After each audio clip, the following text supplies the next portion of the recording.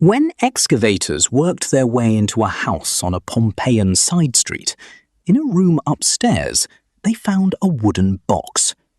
Inside it were slabs of wood, blackened and fragile, bound in little stacks. They were wax tablets, the everyday paper of the Roman world, wooden leaves coated in dark wax that a person could write on with a stylus and smooth flat again.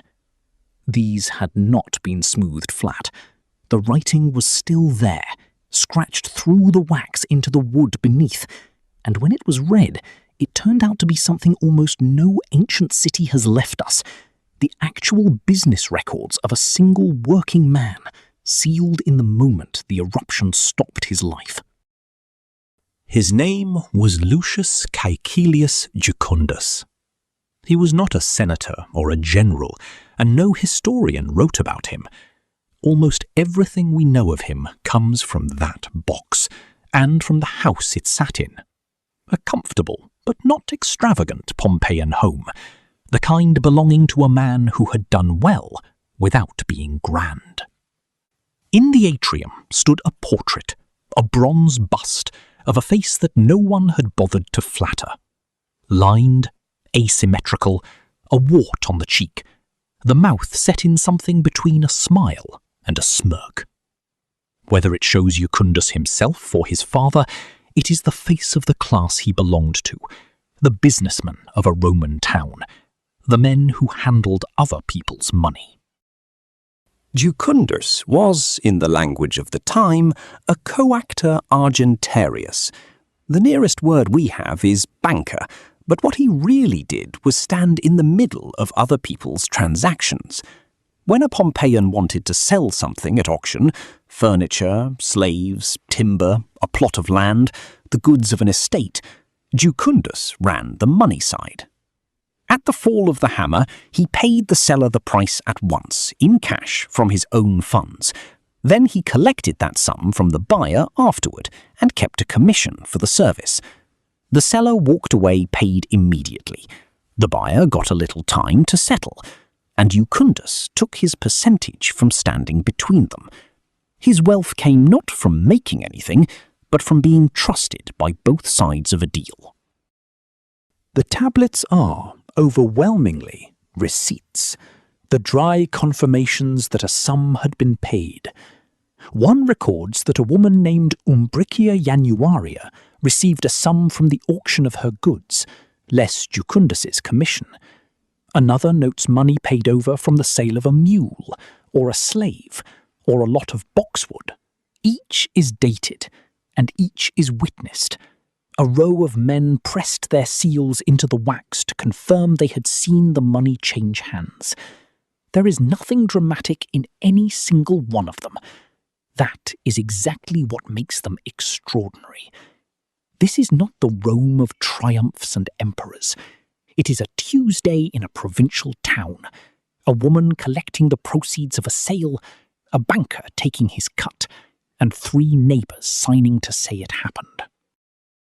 Some of the tablets record a different kind of business. Jucundus also dealt with the town itself. He paid the municipality for the right to lease public assets, the revenue from a fullery where cloth was cleaned, the tax on a public pasture where animals grazed, the income from market land. The town auctioned off the right to collect these revenues, and Jucundus bid for them, paid the community a fixed sum, and then took whatever he could collect, keeping the difference. It was the same instinct as the auctions, turned toward the public purse. Put up money now, stand between the town and the people who owed it, and profit from the gap. The man was, in his modest way, a small engine of the local economy, his cash flowing through private sales and public revenues alike. Through these scraps, a whole world comes back. The names on the tablets are real Pompeians, many of them known from graffiti and inscriptions elsewhere in the city. The same people arguing, selling, borrowing, witnessing. You can see the auction itself, the goods laid out, the crowd, the bidding, Jucundus's clerk recording the result. the seller counting the cash pressed into his hand while the banker's man notes what is owed. It is the ordinary financial life of a Roman town, the part that almost never survives, because receipts are the first thing any society throws away. Pompeii threw nothing away. It was buried before it had the chance. And then, in the tablets themselves, something changes. The dates thin out and come to an end around the year 62. In that year, a violent earthquake struck Pompeii, cracking buildings across the city, and Jucundus's business, so far as the box in his house records it, seems to have ended with it. Perhaps he died. Perhaps the earthquake wrecked the trade, or he simply grew old and stopped. The tablets do not say. They only fall silent, a decade and a half before the mountain finished what the earthquake had begun.